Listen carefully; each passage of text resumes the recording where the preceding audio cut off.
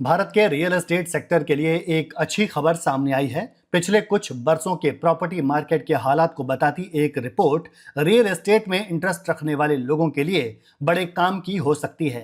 Colliers India की ताज़ा report Bharat के रियल एस्टेट सेक्टर की मजबूत होती स्थिति को पेश करती है, जिसमें इंस्टीट्यूशनल इन्वेस्टमेंट में तेज बढ़ोतरी देखी गई है। यह ग्रोथ केवल कमर्शियल और इंडस्ट्रियल प्रॉपर्टीज तक सीमित नहीं रही है, बल्कि रेसिडेंशियल रियल एस्टेट यानी रिहायशी इमारतों में भी कैपिटल इनफ्लो काफी अच्छे तरीके से बढ़ा है। इससे पहले कि हम कोलियर्स इंडिया की 2025 की रिपोर्ट के पन्ने पलटें, उससे पहले ये जान लीजिए कि 2024 में भारत ने रियल एस्टेट सेक्टर में कुल 6.5 बिलियन अमेरिकी डॉलर यानी लगभग 577 अरब रुपए का इंस्टीट्यूशनल इन्वेस्टमेंट हासिल किया था, जो 2023 की तुलना में 22% अधिक था। अब अगर 2025 की बात करें तो 2025 में भी ये ट्रेंड जारी रहा है। जनवरी से सितंबर के बीच यानी साल की पहली 3 तिमाहियों में भारत में कुल 4.3 बिलियन डॉलर यानी 381 अरब रुपए का इंस्टीट्यूशनल इन्वेस्टमेंट दर्ज किया गया है, जिसमें डोमेस्टिक कैपिटल की हिस्सेदारी 60% रही और 40% निवेश बाहर से आया है। रियल एस्टेट सेक्टर में इस तेजी की वजहें साफ हैं।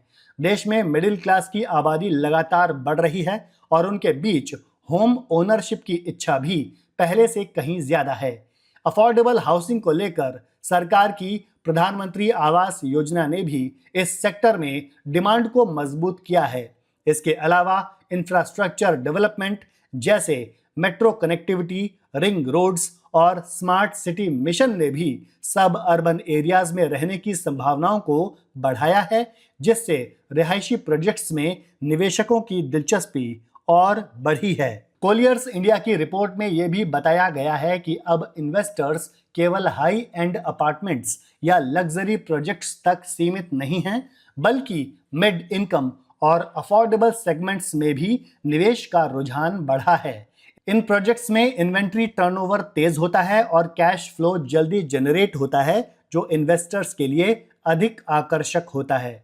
डोमेस्टिक इन्वेस्टर्स जैसे alternate investment funds AIFs, non banking financial companies NBFCs और रियल एस्टेट डेवलपर्स अब रेसिडेंशियल रियल एस्टेट को एक स्टेबल और हाई रिटर्न असेट क्लास के रूप में देख रहे हैं।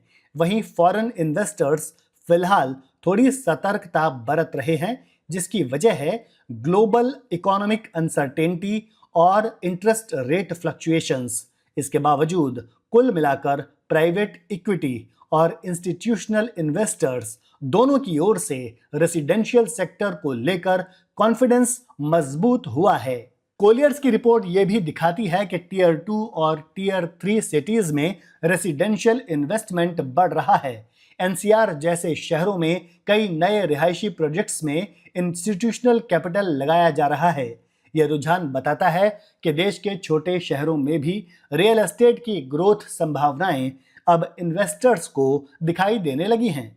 यानी साफ है कि भारत का रेसिडेंशियल रियल एस्टेट अब केवल एक छत तक सीमित नहीं रहा, बल्कि ये इंस्टीट्यूशनल इन्वेस्टर्स के लिए एक स्ट्रेटेजिक एसेट बन चुका है। कोलियर्स इंडिया की रिपोर्ट बताती है कि रिहायशी इमारतें अब रियल एस्टेट सेक्टर का नया ग्रोथ इंजन बन रही हैं। अगर ये ट्रेंड जारी रहा तो भारत का हाउसिंग मार्केट आने वाले वर्षों में ग्लोबल इन्वेस्टर्स के लिए भी एक अट्रैक्टिव डेस्टिनेशन हो सकता है।